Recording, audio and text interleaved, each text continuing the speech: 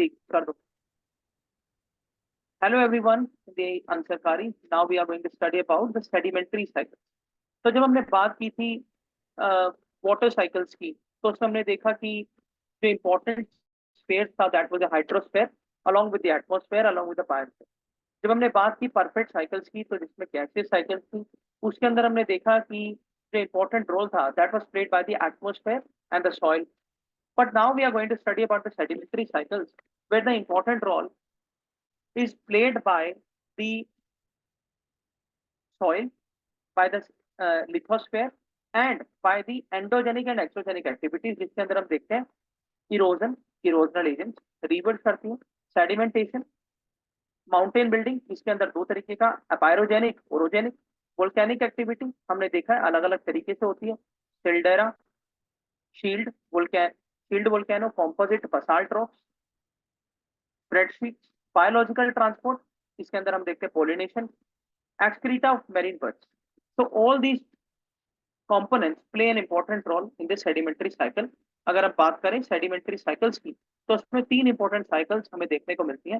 पहली होती है फॉस्फोरस, दूसरी होती है कैल्शियम और तीसरी होती है मैग्नीशियम।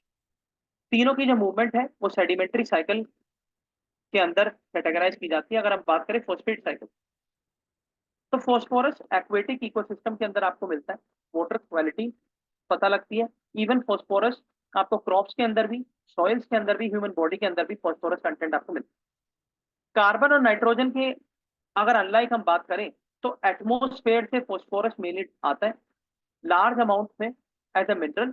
कहां पर सेडिमेंटेशन होता है? फॉस्फेट रॉक्स के अंदर। जब फॉस्फेट रॉक्स का डिसइंटीग्रेशन होता है, सोलिफिकेशन होता है, फ्रीजिंग और थोइंग होती है, उसकी वजह से जब वो सेडिमेंट ग्रेन्स के फॉर्म में आते हैं, फिर वो रिवर्स उनको इरोजन करती है। इरोजन करने के बाद जो डिपोजिशन होता है, डिपोजिशन होने के बाद उनकी मिनिंग होती है। तो this is how the phosphorus cycles work. अगर हम बात करें, तो phosphorus is an important thing as far as the growth of rooted and free floating microscopic plants are concerned in the lake. Example, Loktak Lake. Example, Hindon Lake. So these are the uh, importance as far as the growth of plants and microscopic plants is concerned because of the phosphate. यहाँ पर हम देख भी सकते हैं कि जैसे we have the rock system, जहां से सेडिमेंटेशन होकर के सॉइल पर आते हैं। सॉइल के अंदर मिलने वाले माइक्रो ऑर्गेनिजम्स और माइक्रोब्स जो आपको रूट्स के अंदर भी मिलते हैं, डिकम्पोज करते हैं। डिकम्पोज से दोबारा सॉइल के अंदर एडिशन होता है। फिर जब आपका रन ऑफ होता है इरोजन से, या फिर जो आपका रेन होती है, प्रेसिपिटेशन होता है, दोनों ही से सॉइल के अंदर डिपोजिशन होता है फॉस्फोरस का। एंड देन जब सॉइल के अंदर लीचिंग होती है, then it mixes into the rivers and then finally via the estuaries into the seas and the oceans, and this is how it again goes to the atmosphere in the form of evaporation, then comes down to in the form of precipitation, and this is how the cycle of phosphorus works. यहाँ पर आप देख सकते हैं कि phosphate जो है आपको रॉक्स के अंदर मिलता है, उसकी डिसइंटीग्रेशन हुआ तो सॉइल के अंदर वो आकर सेडिमेंटेशन हुआ। ऑर्गेनिक कंपाउंड जिनमें एनिमल्स हैं, इनको जब फॉसिल फ्यूल्स के रूप में जब इनको कन्वर्ट किया जाता है बाय द डेट्रिटस डेट्रीवोरस, तो डेट्रीवोरस सॉइल के अंदर दोबारा से डीकंपोज करते हैं फॉस्फोरस को, जिनको प्लांट्स के रूट्स एब्जॉर्ब करती हैं, और by the process of xylem ऊपर तक हम बोल सकते हैं पूरा ट्रांसपोर्टेशन होता है from the bottom to up in the plants. जब उनको कंज्यूम करते हैं, दोबारा से बॉडी के अंदर कंज्यूम किया जाता है ऑफ द हर्बीवोरस। अगर हम बात करें क्रस्ट, तो क्रस्ट जो अर्थ की है उसके अंदर सबसे ज्यादा आपको फॉस्फोरस मिलता है, that is the highest abundant zone. Land के ऊपर फॉस्फेट के रूप में आपको मिलता है। वैदरिंग होती है रॉक्स की, हिल्स की, इरोजन होता है, तो फॉस्फेट सेंटर करता है रिवर्स के अंदर, स्ट्रीम्स के अंदर, एंड दिस इज हाउ, जैसा अभी हमने ऊपर बात की, ओशंस के अंदर मिक्स होता है। अगर हम ओशन के अंदर बात करें, सबसे ज्यादा आपको फॉस्फोरस कॉन्टिनेंटल शेल्फ्स के ऊपर देखने को मिलता है, that is the first zone when we talk about the marine and the aquatic land form. और क्रिस्टल प्लेट्स जब राइज करती है सी फ्लोर से, तो फॉस्फेट्स लैंड के ऊपर आता है, और कुछ टाइम बाद दोबारा से उसकी जो वेदरिंग प्रोसेस होती है वो होती है, जो कि एक जियोफिजिकल फीचर है, हम बोल सकते हैं लैंडफॉर्म्स का, जिसकी वजह से पूरी साइकिल अपना एक रोल प्ले करती है। तो यहाँ पर भी वही बात लिखी हुई है, वेदरिंग होती है, इरोजन होती है, मिनिंग होती है, जिसकी वजह से फॉस्फेट हमें फॉस्फोरस हमें फॉस्फेट के रूप में मिलता है। उसका यूज होता है कहाँ कहाँ पर? मेडिसिन इंडस्ट्री के अंदर, आपका यूरिया के अंदर, फर्टिलाइजर के अंदर, एक्वेटिक इकोसिस्टम और वाटर क्वालिटी के अंदर इंपॉर्टेंट रोल है, एक्सेसिव ग्रोथ करता है, फाइटोप्लैंक्टन यानी एल्गी, और यूट्रोफिकेशन यानी एक्सेस ऑफ न्यूट्रिएंट्स, जिसकी वजह से एल्गल ब्लूम और कोरल ब्लीचिंग जैसे इवेंट्स हमें देखने को मिलते हैं। अब अगर हम इसी में सेडिमेंट्री साइकिल में दूसरी साइकिल की बात करें जिसका नाम है सल्फर साइकिल। सल्फर की अगर रिजर्वोयर की बात करें, अगेन सोइल के अंदर आपको मिलेगा। सेडिमेंट फ्लोक्स होते हैं किस फॉर्म में, ऑर्गेनिक और इनऑर्गेनिक। ऑर्गेनिक फॉर्म की अगर बात करें, कोल, कोल की भी अलग अलग वराइटीज है, बिटुमिन है, एंथ्रासाइट है, ऑयल, पीट। पीट, यहाँ पर आपको पीट का मतलब है पीट लैंड, यानी आपको वेटलैंड का ही एग्जांपल होता है। अगर हम बात करें पीट लैंड, बोग, मार्शी, स्वैम्प, तो ये एक ही कैटेगरी के होते हैं। दलदल इनको बोला जाता है, पीट लैंड को, जहां पर आपको सल्फर आपको बहुत ज्यादा सोर्स से मिलती है। इनऑर्गेनिक की अगर बात करें, पायराइट रॉक, सल्फर रॉक्स, जिनके अंदर सल्फेट रूप के अंदर आपको मिलता है, सल्फाइड के रूप में, ऑर्गेनिक सल्फर के रूप में। वेदरिंग होती है, इरोजन होता है, डिकम्पोजिशन होता है, हम बोल सकते हैं डेट्रीवोरस एक्टिविटीज इनको डिकम्पोज करती हैं, जिसकी वजह से दोबारा से ये भी लैंड फॉर्म से, सॉइल फॉर्म से ऑर्गेनिजम्स में गए, प्लांट रूट्स में गए, प्लांट रूट से हर्बीवोरस एनिमल्स में गए, उनका डिकम्पोजिशन हुआ, वहां से दोबारा सॉइल में आए, लीचिंग हुई, लीचिंग होने के बाद रिवर्स में गए, रिवर्स के बाद ओशन में गए, दोबारा से इवेपोरेशन हुआ, फिर प्रेसिपिटेशन हुआ। इस तरीके से पूरी सल्फर की साइकिल भी exactly same as we have the phosphorus cycle. इसके अंदर दो इंपॉर्टेंट कंपाउंड है, पहला होता है हाइड्रोजन सल्फाइड और दूसरा होता है सल्फर डाइऑक्साइड, जो कि गैसेस कंपोनेंट ऐड करते हैं। सल्फर एटमॉस्फेयर के एंटर सल्फर जो है एटमॉस्फेयर के अंदर अलग अलग सोर्सेज से एंटर कर सकता है। वोल्केनिक इरप्शन से जब हम देखते हैं कि cool magma, hot magma, combustion होता है फॉसिल फ्यूल्स, वहां से भी सल्फर निकलता है। जब हम बात करते हैं sulphur dioxide, sulphur reduction engine होने चाहिए। जब हम बात करते हैं इंडस्ट्री से जो एमिशन होता है, फ्लेम्स निकलती है, वहां से सल्फर निकलता है। इसीलिए हमने कल भी बात की थी, एक्सटेंडेड प्रोड्यूसर रिस्पॉन्सिबिलिटी का मैकेनिज्म हमारे यहाँ पे है। ओशन के सरफेस से भी सल्फर निकलता है डिकम्पोजिशन से, और एटमोस्फेरिक हाइड्रोजन सल्फाइड जो है डाइट हो जाता है, तब वो हमें सल्फर डाइऑक्साइड के रूप में मिलता है। कैरिड बैक होता है अर्थ में, जब वो रेन वाटर के अंदर डिजोल्व होकर सल्फरिक एसिड में, जिसको हम सल्फर रेन भी, एसिड रेन के नाम से भी जानते हैं। और ऐसा बोला जाता है कि जो एसिड रेन है that is highly dangerous for the skin related diseases and also degrades the ancient and rich monuments like Taj Mahal, like other monuments.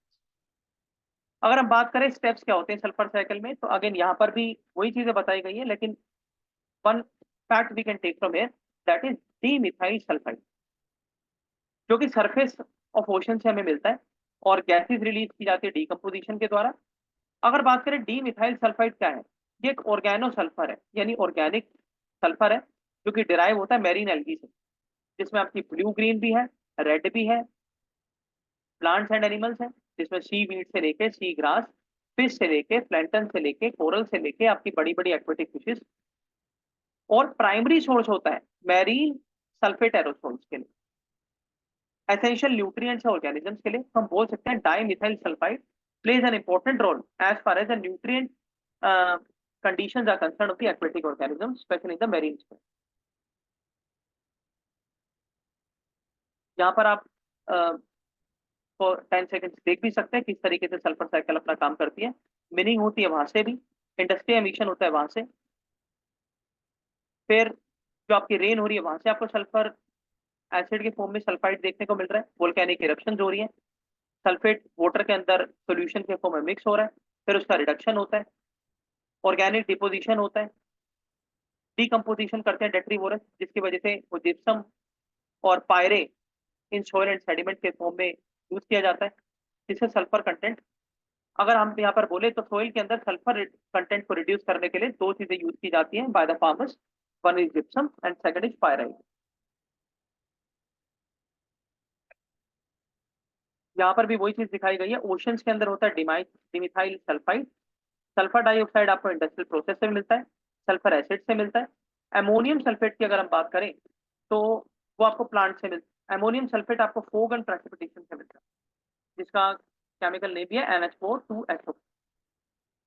फिर एनिमल्स, प्लांट्स, जो कि सल्फेट सोल्ट प्रोवाइड करते हैं, डीके होता है इनका, हाइड्रोजन सल्फाइड में कन्वर्ट होते हैं, दोबारा से सल्फर बनते हैं, सल्फेट दोबारा से sulphate salt. Now we have some question. The various steps of a nitrogen cycle are given below. The correct sequence of steps is: rain washes down the gaseous nitrogen compound to soil. Lightning strikes atmospheric nitrogen. Bacteria turns compounds of nitrogen into gaseous nitrogen. Plants uptake nitrogen compounds, and animal eat plants and excrete nitrogen compounds.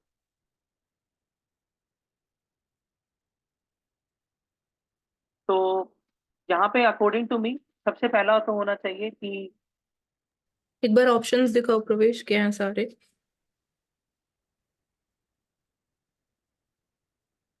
ऐसे तो answer ही ये देखो,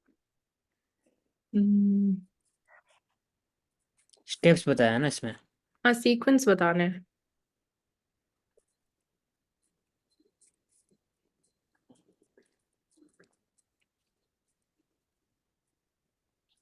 मैं D लगाऊंगा। D rain is the water, fourth.